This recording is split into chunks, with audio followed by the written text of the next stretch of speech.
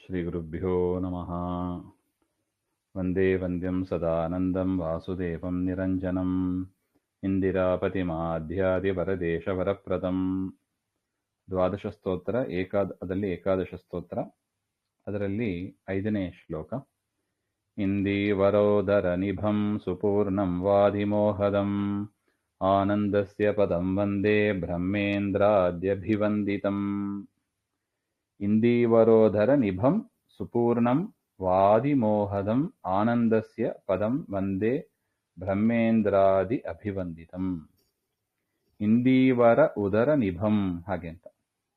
ಇಂದೀವರ ಅಂದ್ರೆ ಅದು ಒಂದು ನೀಲೋತ್ಫಲ, ಅದೊಂಥರ ಪುಷ್ಪ. ಅದು ಉದರಂ ಅಂತರ್ಗತ ಭಾಗ, ತೇನ ನಿಭಂ ಅದರ ಸದೃಶತಂತೆ ಕಾಂತಿಯುಕ್ತನಾದ, ಸುಪೂರ್ಣಂ ಗುಣಪರಿಪೂರ್ಣನಾದ, ವಾದಿನಾಂ ದುರ್ವಾದೀನಾಂ ಮೋಹದಂ ಮಿಥ್ಯಾಜ್ಞಾನಪ್ರದಂ ವಾದಿಗಳಿಗೆ ದುರ್ವಾದಿಗಳಿಗೆ ಮಿಥ್ಯಾಜ್ಞಾನವನ್ನು ಕೊಡತಕ್ಕವರಾದ, ಅಥವಾ ವಾದೋ ವೇದ ತತ್ವಭುಭುತ್ಸುಕತೆಯ ವಾ ಯೇಷಾಮಸ್ತಿ ಇತಿ ವಾದಿನ ಸಜ್ಜನಾಃ ತೇಷಾಂ ಮೋಹ ಮಿಥ್ಯಾಜ್ಞಾನಂ ತದ್ಯತಿ.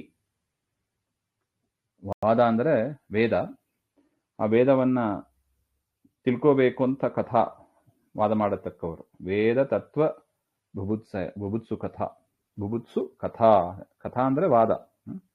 ತತ್ವವನ್ನು ತಿಳಿಬೇಕು ಅಂತ ಯಾರು ಗುರು ಶಿಷ್ಯರ ಮಧ್ಯದಲ್ಲಿ ನಡೆಯತಕ್ಕದ್ದು, ಇವರು ಪ್ರಶ್ನೆ ಉತ್ತರ ಕೇಳ್ತಾ ಇರ್ತಾರೆ. ಆ ಥರ ಅದನ್ನ ವಾದ ಕಥಾ ಅಂತ ಕರೀತಾರೆ. ಆ ಥರ ಸಜ್ಜನರ ಮಧ್ಯದಲ್ಲಿ ನಡೆಯತಕ್ಕದ್ದು. ಅಂಥವರಿಗೆ ಆ ಥರ ಮಾಡಿಬಿಟ್ರೆ ಏನಾಗ್ತದೆ, ಪ್ರಶ್ನೋತ್ತರ ಮೂಲಕ ಆ ಮೋಹ ಎಲ್ಲ ಒಟ್ಟೋಗ್ತದೆ. ಅಂಥವರನ್ನ ಪರಮಾತ್ಮ ಏನ್ ಮಾಡ್ತಾನೆ, ಮಿಥ್ಯಾಜ್ಞಾನ ದೂರ ಆಗುವಂತೆ ಮಾಡ್ತಾನೆ. ಮಿಥ್ಯಾಜ್ಞಾನಂ ತತ್ ದ್ಯತಿ. ನೋಡಿ ಹೇಗಿದೆ ನೋಡಿ, ವಾದಿ ಮೋಹದ ದ ಅಂದ್ರೆ ಕೊಡ್ತಾನೆ ಅಂತನೂ ಅರ್ಥ ಬರುತ್ತದೆ, ದ್ಯತಿ ಖಂಡಯತಿ ಅಂತನೂ ಅರ್ಥ ಬರ್ತದೆ, ನಾಶ ಮಾಡ್ತಾನೆ ಅಂತನೂ ಅರ್ಥ ಬರ್ತದೆ. ವಾದಿ ಮೋಹದಂ ಹಾಗೆ ಅಂತ. ದೋ ಅವಖಂಡನೆ ಇತ್ಯಸ್ಮಾತ್ ಧಾತೋಃ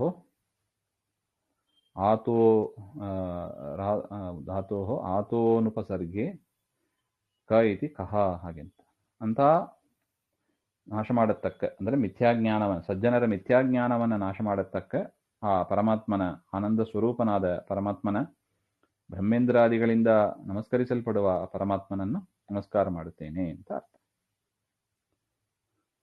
ಧಾತೃ ಸರ್ವಾಮರೈಶ್ವರ್ಯ ವಿಮುಕ್ತ್ಯಾದೇರಹೋವರಂ ಆನಂದಸ್ಯ ಪದಂ ವಂದೇ ಬ್ರಹ್ಮೇಂದ್ರಾದ್ಯಭಿವಂದಿತಂ.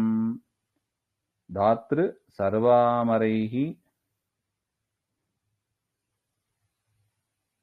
ಐಶ್ವರ್ಯ ವಿಮುಕ್ತ್ಯಾದೇಃ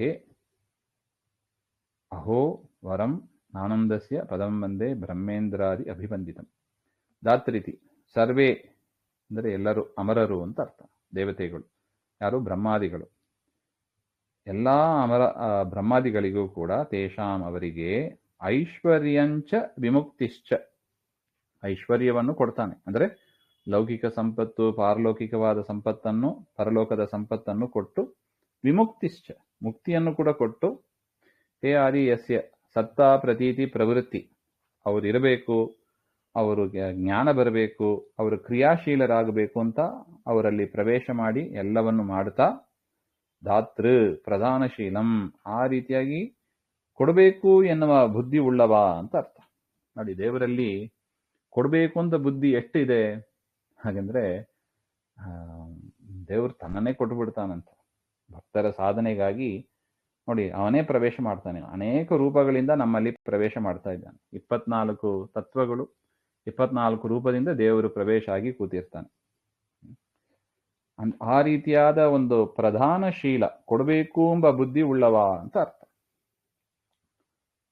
ಎಲ್ಲವನ್ನು, ಎಲ್ಲ ಲೌಕಿಕವಾಗಿ ಸಂಪತ್ತನ್ನು ಕೊಡ್ತಾನೆ, ಜ್ಞಾನಾದಿಗಳನ್ನು ಕೊಡ್ತಾನೆ, ಮೋಕ್ಷವನ್ನು ಕೊಡ್ತಾನೆ ಬ್ರಹ್ಮಾದಿಗಳಿಗೆ ಹಾಗೆ ಅಂತ. ಆ ರೀತಿಯಾಗಿ ಕೊಡುವವನಾದ ಅಹೋ ಆಶ್ಚರ್ಯಂ ಇದು. ಈ ರೀತಿಯಾಗಿ ದಾನ ಮಾಡಿದವರು ಯಾರಿದ್ದಾರೆ ಹೇಳಿ? ತನ್ನನ್ನೇ ಕೊಟ್ಟವರು, ತನ್ನ ಹೆಸರನ್ನೂ ಕೊಟ್ಟವರು. ನೋಡಿ, ನಾವು ಬಳಸುವ ಹೆಸರು ಅದೆಲ್ಲ ದೇವರ ಹೆಸರೇ, ಅದನ್ನೂ ಕೊಟ್ಟು ಬಿಡಿದ. ದೇವರು ಜಗಳಕ್ಕೆ ಬರೋದಿಲ್ಲ. ನೋಡಿ, ನನ್ನ ಹೆಸರು ಯಾಕೆ ತೆಗೆದುಕೊಂಡು ಕಾಪಿರೈಟ್ ಅಂತ ಹೇಳೋದಿಲ್ಲ. ಅಂತಹ ಶ್ರೇಷ್ಠನಾದ ಆನಂದಸ್ಯ ಪದಂ ವಂದೇ, ಆನಂದ ಸ್ವರೂಪನಾದ ಬ್ರಹ್ಮೇಂದ್ರಾದಿಗಳಿಂದ ವಂದಿತ ಸ್ವರೂಪನಾದ ಆ ಪರಮಾತ್ಮನನ್ನು ನಮಸ್ಕರಿಸುತ್ತೇನೆ ಅಂತ ಅರ್ಥ. ದಾತೃ ಸರ್ವಾಮರೈಶ್ವರ್ಯ, ಸರ್ವ ಅಮರ ಐಶ್ವರ್ಯ ಅಂತ ಇದೆ.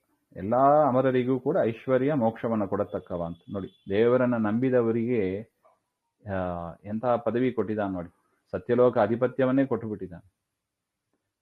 ರುದ್ರದೇವರು ನಮಸ್ಕಾರ ಮಾಡಿದ್ರು, ಕೈಲಾಸ ಅಧಿಪತಿಯನ್ನಾಗಿ ಮಾಡಿಬಿಟ್ಟಿದ್ದಾನೆ. ಒಂದೊಂದು ಲೋಕಗಳನ್ನೇ ಕೊಟ್ಟು ಬಿಡ್ತಾನೆ ತನ್ನ ಭಕ್ತರಿಗೆ. ಧಾತೃ ಸರ್ವಾಮರೈಶ್ವರ್ಯ ವಿಮುಕ್ತ್ಯಾದೇರಹೋವರಂ ಆನಂದಸ್ಯ ಪದಂ ವಂದೇ ಬ್ರಹ್ಮೇಂದ್ರಾದ್ಯಭಿವಂದಿತಂ. ಮತ್ತೆ ನೋಡೋಣ. ಶ್ರೀಮಧ್ವಾಂತರ್ಗತ ಶ್ರೀಕೃಷ್ಣ ಅರ್ಪಣಮಸ್ತು. ಶ್ರೀ ಹರೇ ನಮಃ.